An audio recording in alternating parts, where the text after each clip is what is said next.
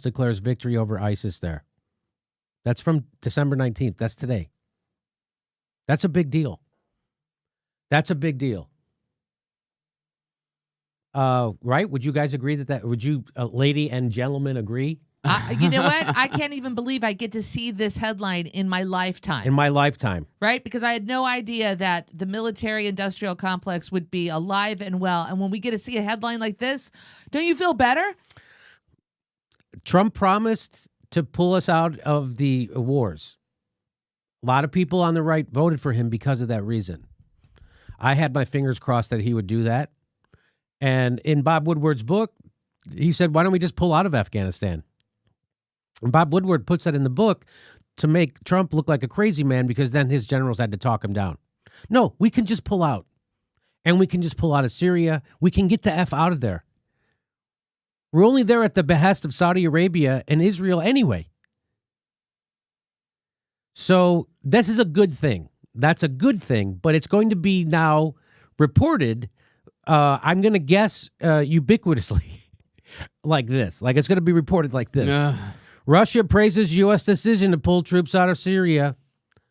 Oh.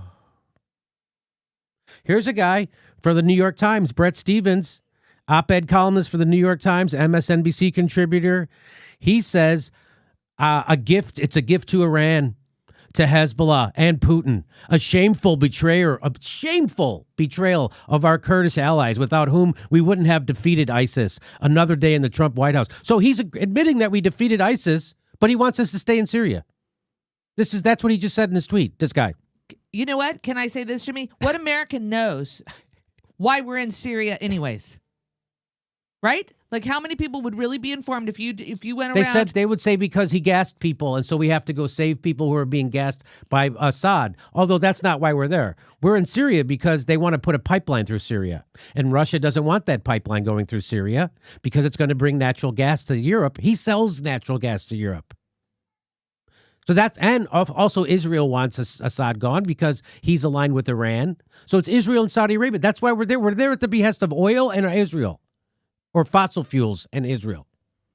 And this guy says we should stay there. Why? He doesn't really give a reason. He just says it's a gift to Iran. To Iran? So he wants us to go to war with Iran, too, this guy. We did Iraq. We did Libya. We're just still in Afghanistan, still in Syria. He wants us to go. This is what the New York Times is. That's who these people are.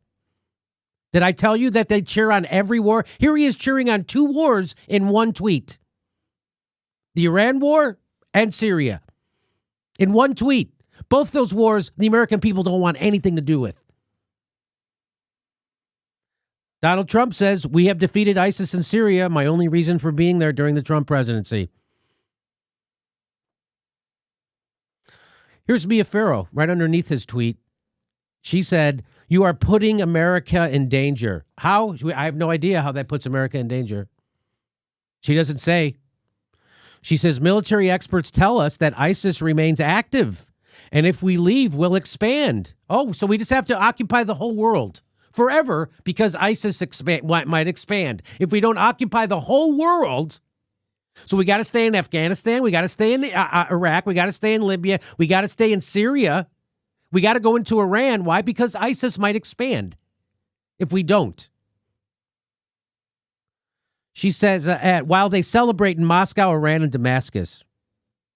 And so she says, you are putting, military experts tell us, really? I go, you mean the same military experts that lied us into the Iraq and Libya wars and currently has us bombing 8 different countries?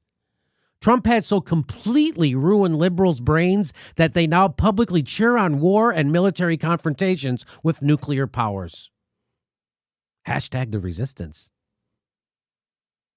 I don't know if you know, but Mia Farrow's tweet attacking Trump from the right, wanting him to be more militaristic, to do more war, bomb more people, create more carnage.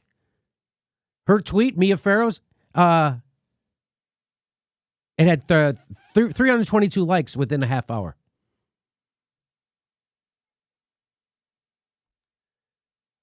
So this is from the article at ABC. President Trump's decision followed a phone call. So you see that's going to happen, by the way. You see the Mia Farrow is just, that's the first thing that's the first tweet underneath Trump's tweet that shows up.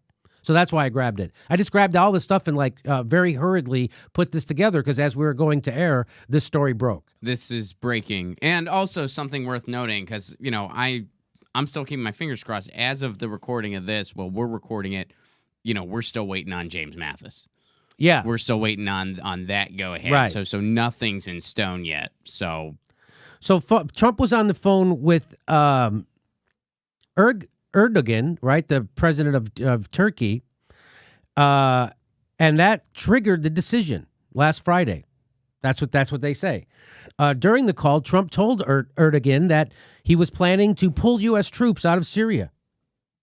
Chief Pentagon spokesperson Dana White said that in a statement on Wednesday that the U.S. had, quote, started the process of returning U.S. troops home from Syria.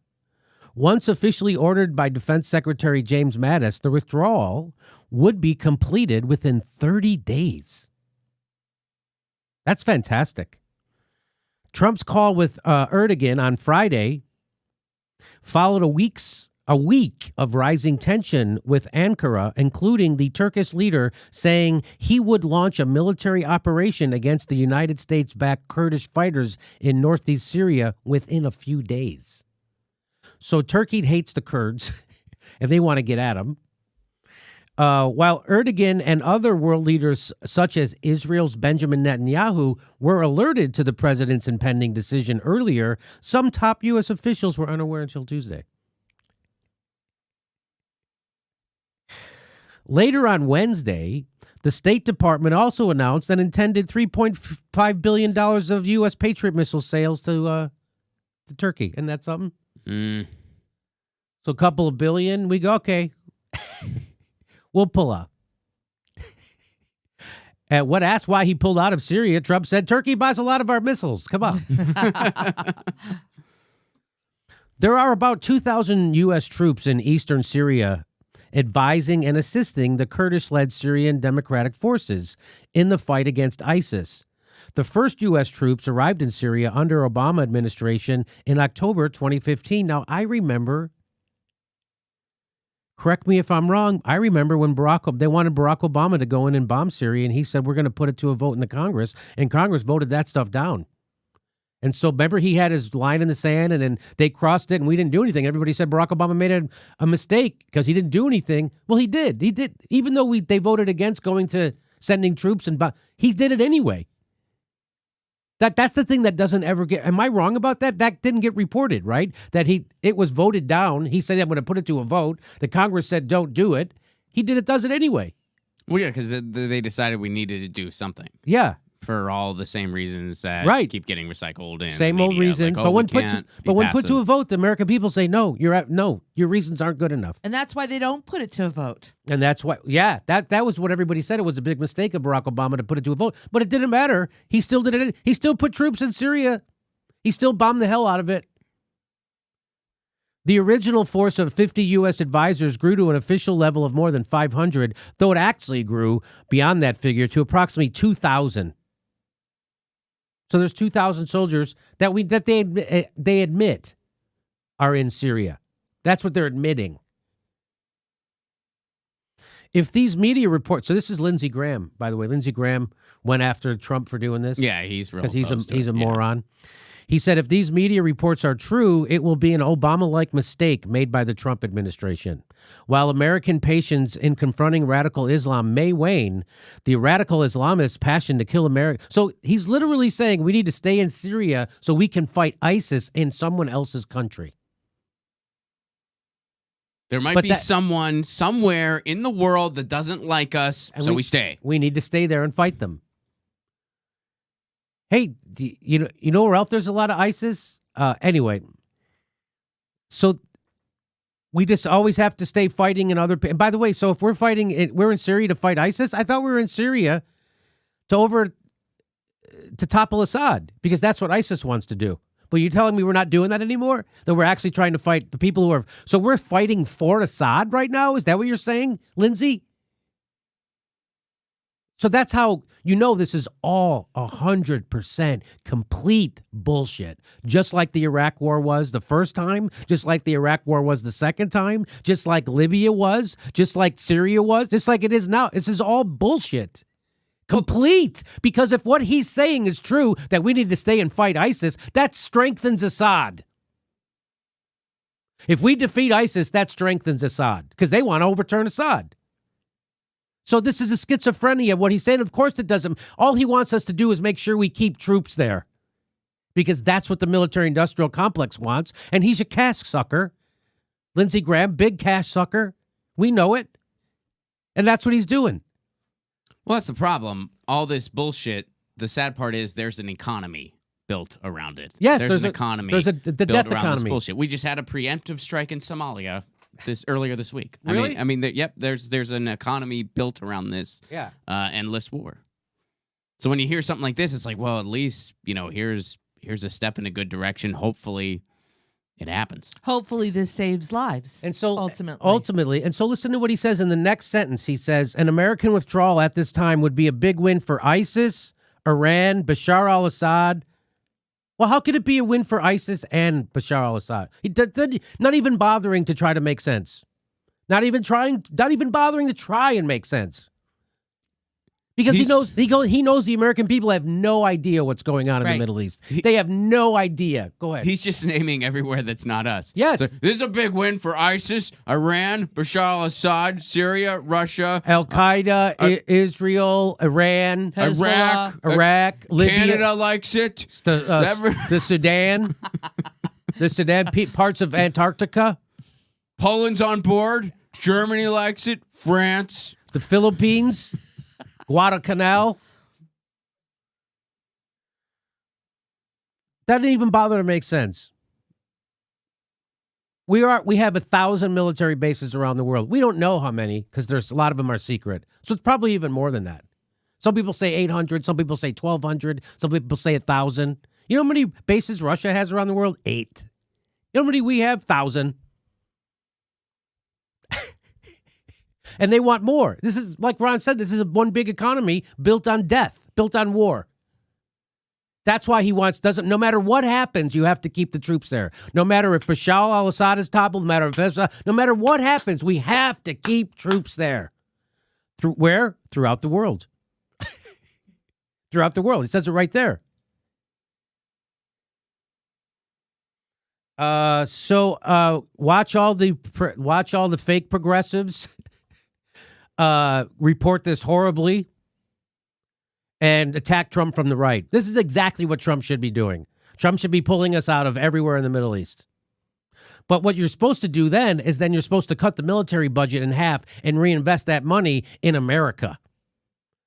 Like, what if we cut the military budget in half? What if we just went back to the Iraq war numbers of $500 billion? We could take $200 billion and end poverty in America. Or we could end homelessness in America and still have $180 billion left over to send everybody to college for free. We could just do it like that. So that's the key there. That's what we got to do. Now, I don't predict that Trump will cut the military budget at all, ever. So that's the problem. Like he'll do this part, but he won't do the other part. And he'll probably even start another war somewhere else. Well, he just bombed Somalia earlier this week. So, but watch, again, this is why we're here,